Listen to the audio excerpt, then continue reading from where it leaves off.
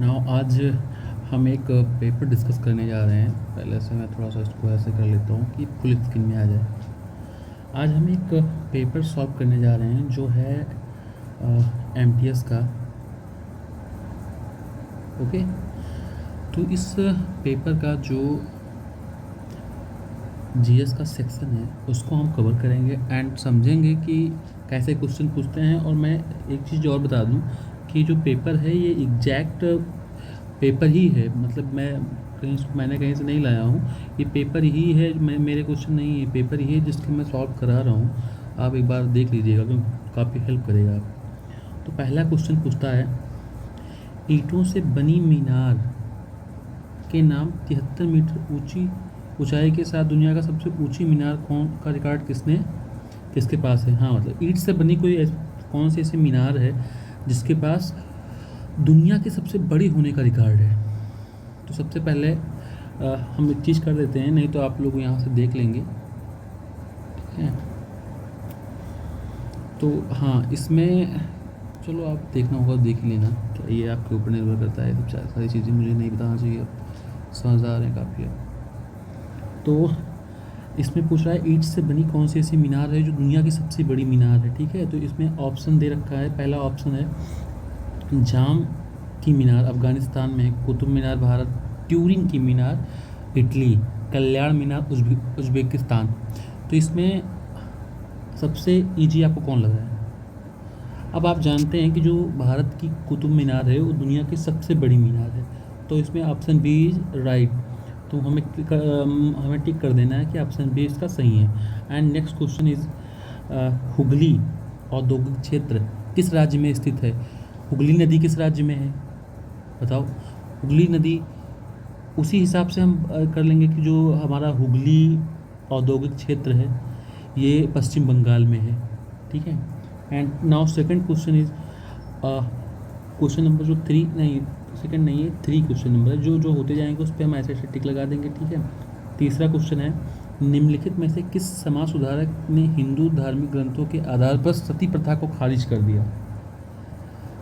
ऐसे क्वेश्चन आते हैं सही पूछे तो इसका जो ऑप्शन है राजा राम मोहन राय। आप जानते हैं कि जो सती प्रथा की चीज़ें थी उसमें सबसे बड़ा योगदान किसका था? सबसे बड़ा योगदान था राजा राम मोहन राय जी का, क्योंकि इन्होंने समाज में ये चीज़ें खूब अच्छे से समझाई कि जो सती प्रथा ना जो है ये ऐसा कुछ नहीं है कि जो अगर पति मर जाए तो उसी के साथ में। तो अगर बात किया जाए कि और बहुत लोग पहले जो ब्राह्मण थे वो प्रेफरेंस देते थे कि जो सती प्रथा है, सती प्रथा हिंदू ग्रंथ में लिखा है। तो इस बात को सबसे पहले खारिज किसने किया? सबसे पहले खारिज किया किसने?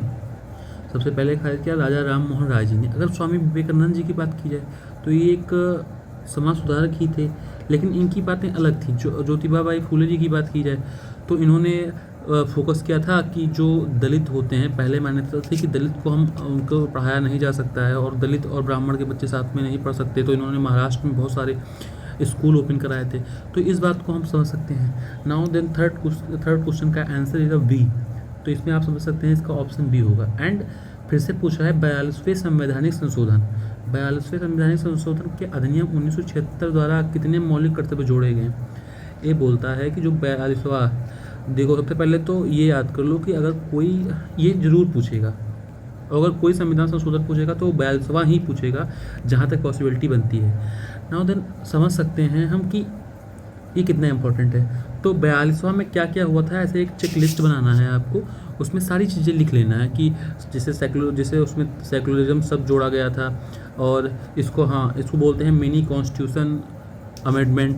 ठीक है, तो ये सारी चीज़ें समझ लेना है। तो ये बोलता है 42वें संवैधानिक संशोधन अधिनियम 1976 द्वारा कितने मौलिक कर्तव्य जोड़े गए? यार सीधा सा 10 मौलिक कर्तव्य जोड़े गए थे इसमें, इसके हिसाब से। ठीक है, तो option B is right, fourth का बी राइट होगा। ठीक है, now the fifth question is, किसी पारिस्थितिकी तंत्र में समय के साथ प्रजातियों की संरचना में क्रमिक और धीमी परिवर्तन को क्या कहा जाता है? कोई सबसे पहले आप समझ लीजिए ये जो शब्द लिखा है पारिस्थितिकी तंत्र क्या होता है? पारिस्थितिकी तंत्र मतलब एक इन्वायरमेंट है, पूरा इकोसिस्टम। अब हमारे रूम का इकोसिस्टम क्या है? टेबल, विंडो, अलमारी, बुक्स। तो एक हमारे जो समझ लो ये हम हैं, तो ये हमारा इकोसिस्टम हो गया। तो ये बोल रहा है किसी पारिस्थितिकी तंत्र के समय के साथ प्रजातियों की संरचना में क्रमिक और धीमे परिवर्तन को क्या कहा जाता है? तो क्या कहा जाता है? अनुक्रम, इसको बोलते हैं अनुक्रम। ठीक है, तो आप क्वेश्चन नंबर 5 का option C is right. Okay, now move for the six question है, निम्नलिखित में से ब्रह्मपुत्र नदी की सहायक नदी कौन है? कितना इजी क्वेश्चन है। तो सबसे पहले हम देखो, हमको बहुत सारे क्वेश्चन हो सकता है उसके आंसर हमें न पता हो, लेकिन उसके लिए हमें क्या एलिमिनेशन मेथड लगाना चाहिए, एलिमिनेशन मेथड। ठीक है, ये आपको बहुत सारे क्वेश्चन जो आपको नहीं आते होंगे उसको आपको सॉल्व कराने में हेल्प करेगा। ओके, नाउ सो समझ लो कि ये जो हमारा हाँ ब्रह्मपुत्र नदी का जो वो है, क्या नाम है, सहायक नदी है, वो है बुरही दिहिंग।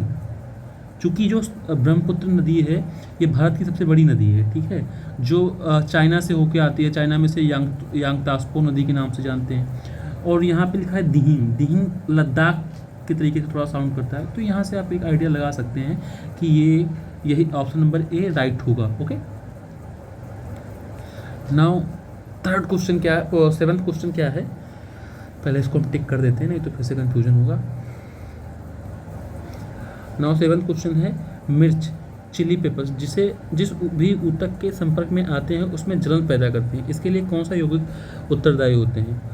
तो काली मिर्च जो होती है, ठीक है, या मिर्च होती है जो, वो आपके बॉडी पे कहीं लग जाएगी तो आपको थोड़ा सा मतलब जलन पैदा होने लगेगी उसमें। तो उस चीज़ के लिए कौन सा अम्ल है या कौन सा यौगिक है जो उसके लिए उत्तरदायी है? ठीक है, तो देखो हम सीधे नहीं, इसको फार्मिक अम्ल समझ सकते हैं कहाँ से मिलता है, जब चींटी डंक मारती है तभी अम्ल कभी कभी मतलब कभी कभी क्या तब आता है, तो इसको रिमूव कर देंगे। ठीक, फिर कैप्साइन, साउंड भी देखो और कैसे कर रहा है, काली मिर्च, कैप्साइसिन काली मिर्च। तो यहाँ से हम आइडिया लगा सकते हैं कि इसका ऑप्शन ये होगा राइट। ओके, लाइकोपिन तो जानते ही हैं टमाटर में मिलता है, और एसिटिक अम्ल होगा नहीं क्योंकि अम्ल है भाई। ओके, तो जो ऑप्शन क्वेश्चन नंबर 7 है उसका आंसर होगा capsaicin. Okay, now then move for the eighth question, in the केंद्रीय बजट 2023 में प्रधानमंत्री कौशल विकास योजना के किस संस्करण की घोषणा की गई?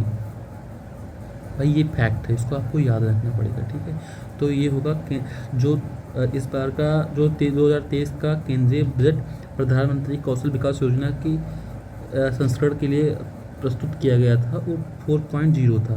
ठीक है, नाउ क्वेश्चन नंबर 9, भारतीय संविधान का कौन सा अनुच्छेद सार्वभौमिक वयस्क मताधिकार की एक प्रमुख विशेषता का वर्णन करता है जो भारत में 18 वर्ष से अधिक आयु के नागरिकों को मतदान प्राप्त करने का अधिकार देता है? क्वेश्चन है कि भारतीय संविधान का कौन सा ऐसा अनुच्छेद है जो सार्वभौमिक वयस्क मताधिकार की एक प्रमुख विशेषता है, मतलब सार्वभौमिक, यूनिवर्सल वयस्क प्यूबर्टी, मैं कुछ भी बोलता हूँ, इससे क्या मतलब है हमें समझना है सबसे अच्छा कि ये कौन से आर्टिकल में आता है कि 18 साल के प्लस के लोग ही वोट कर सकते हैं। तो ये तो बड़ा इजी है, इसको ऑप्शन सी ही होगा। 326 में आता है कि आप वोट जब 2018 प्लस हो जाएंगे तो वोट देने के लिए एलिजिबल हो जाएंगे। नाउ समझ गए ना आप? तो ये हो गया ऑप्शन सी। फिर क्वेश्चन क्या है, क्वेश्चन नंबर 10 है, आत्मनिर्भर भारत रोजगार योजना किस संगठन के माध्यम से लागू की गई? ये भी एक फैक्ट है, कर्मचारी भविष्य निधि संगठन। देखो इसमें ऐसा लगता है कि जो फर्स्ट ऑप्शन है यही कोई योजना है, बाकी जीवन बीमा निगम ये तो जीव बीमा के लिए होगा। भारतीय रिजर्व बैंक जो नोट और मनी लिक्विडिटी को कंट्रोल करती है, HDFC बैंक का कोई मतलब ही नहीं है। तो एलिमिनेशन मेथड भी आपके लिए काफ़ी हेल्पफुल होगा ना, आप इसको समझ लीजिए कि कैसे एलिमिनेशन मेथड लगाना है। तो इसको हम काट देंगे कि भाई ये हो ही नहीं सकता, ये हो नहीं सकता, तो ऑप्शन ये राइट है। ओके, और 11वां क्वेश्चन है, ब्यूटेन और हेक्सेन के अणुओं में घटक परमाणुओं के बीच क्रमशः कितने सहसंयोजक आबंध उपस्थित होते हैं? भाई कोऑर्डिनेशन बॉन्ड के बारे में पूछ रहा है, जो आपने 12th या 11th में पढ़ा होगा। तो भाई पूछता है कि कितने ब्यूटेन और हेक्सेन जो होते हैं उनके बीच में कितने कोऑर्डिनेशन बॉन्ड उपस्थित होते हैं, तो इसका ऑप्शन 13 और 19 होगा, क्योंकि ब्यूटेन और हेक्सेन के बीच में 13 से लेकर 19 बॉन्ड तक उपस्थित होते हैं। ठीक है, नाउ हम जाते हैं ट्वेल्थ क्वेश्चन पे। ट्वेल्थ क्वेश्चन है राजेश प्रसन्ना और ऋषभ प्रसन्ना दोनों किस संगीत वाद्य यंत्र से जुड़े हैं। ये आपको मिल जाएगा, मैं इसको हो सकता है मैं एक सीरीज में कवर कर दूँ ये सारी चीज़ें। तो समझ लीजिए कि जो हमारे राजेश प्रसन्ना और ऋषभ प्रसन्ना हैं वो बांसुरी से जुड़े हुए हैं। ठीक है, कई बार आपने उनके वीडियोस देखे भी होंगे। अब चलते हैं क्वेश्चन नंबर 13 पे। क्वेश्चन नंबर 13 है चूना पत्थर जिसको हम लाइमस्टोन बोलते हैं किस चीज़ से बनता है। तो भाई चूना पत्थर किस चीज़ से बनता है, एक थोड़ा क्वेश्चन ही गलत नहीं सही ही है। तो चूना पत्थर जो हमारा है वो पत्थर है, चूना है, तो कैल्शियम कार्बोनेट इसका ऑप्शन सही होगा। तो इसमें तो कुछ ऐसा है नहीं कि आप समझ ना पाए। 14 नंबर क्वेश्चन है कि निम्नलिखित में से कौन सा 37वें राष्ट्रीय खेलों का शुभांकर मास्कॉट था। तो याद करो कि 37वें राष्ट्रीय खेलों का जो मास्कॉट था वो कौन था। ठीक है, तो वो थे मोगा। तो ऑप्शन क्वेश्चन नंबर 14 का ऑप्शन होगा मोगा। निम्नलिखित में से कौन सा 37वें राष्ट्रीय खेलों का शुभांकर था, तो मोगा था। ठीक है, अब क्वेश्चन नंबर 15 है, 25 क्वेश्चन है, घबराइए मत, हो जाएगा। तो क्वेश्चन है 15 उपन्यास पिंजर जिसे बाद में एक चलचित्र में बदल दिया गया किसके द्वारा लिखा गया था। अब भाई पिंजर किसके द्वारा लिखा गया था पता है, बहुत ही गजब का उपन्यास मैंने पढ़ रखा है। तो पिंजर लिखा गया था अमृता प्रीतम जी द्वारा, बहुत अच्छा है, जिसको बाद में मूवी बनाई दी गई। ठीक है, क्वेश्चन नंबर 16 है विनोद केबिन बच्चन को किस भारतीय नृत्य शैली में उनके योगदान के लिए उस्ताद बिस्मिल्लाह खान युवा पुरस्कार 2021 के लिए चुना गया। तो विनोद केबिन भाई, अब आप समझो, अगर उनको उस्ताद बिस्मिल्लाह खान युवा पुरस्कार दिया गया तो वो किस चीज़ से रिलेटेड होंगे, ऐसे आपको दिमाग लगाना है। तो ये उड़ीसा में एक इन्होंने मतलब नृत्य शैली के लिए एक आवाज़ दी थी, इसके लिए इन्हें उड़ीसा में उस्ताद बिस्मिल्लाह खान युवा पुरस्कार दिया गया था। Okay, now move for the question number 17 Jallianwala Bagh किस शहर में स्थित है। अब भाई जो इसको नहीं जानता हो वो जाके थोड़ा सा पानी ले और अपने चेहरे पे मार ले, क्योंकि ये यार इसको मैं मतलब थोड़ा ही मेरे दिल से जुड़ा हुआ क्वेश्चन है। तो इसका ऑप्शन होगा अमृतसर। ओके, तो जलियांवाला बाग जिसमें जनरल डायर ने बहुत सारे लोग मीटिंग कर रहे थे, बात कर रहे थे शांतिपूर्वक, जनरल डायर ने उस पर गोलियाँ चलवा दी थी, जिसमें बहुत सारे हमारे लोग मारे गए थे। बाद में हमारे उधम जी गए लंदन जाके वहाँ पिस्तौल लेके उसको निपटा के चले आए। ठीक है, क्वेश्चन नंबर 18 है निम्नलिखित में से किस राजवंश की उत्पत्ति चीन के यूंग चिंग नाम भी ऐसा है जनजाति से हुई। अब इसको आपको याद रखना होगा, लेकिन ये बात याद रखिए जो कुषाण थे वो यूंग चीन जनजाति से इनकी उत्पत्ति हुई थी। कुषाण जो हिस्ट्री में आप पढ़ेंगे, अगर आपने ग्रेजुएशन में BA किया हो तो आपने इनको पढ़ा होगा। फिर क्वेश्चन नंबर 19 है किस राज्य में 2024 में खेलो इंडिया यूथ गेम्स के 6वें संस्करण की मेजबानी की। अरे यार, खेलो इंडिया यूथ की मेजबानी किसने की थी पता है इस बार?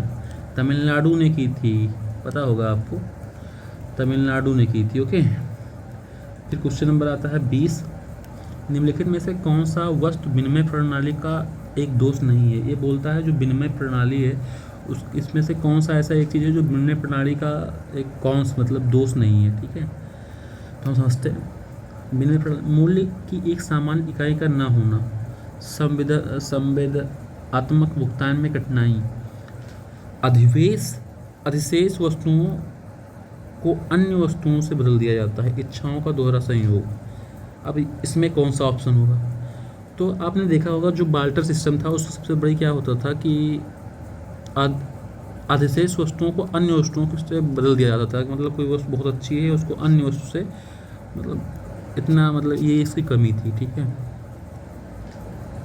क्वेश्चन नंबर 21 है सितंबर 2023 में किए गए निम्नलिखित में से किस संशोधन को नारी शक्ति वंदन अधिनियम के नाम से जाना जाता है।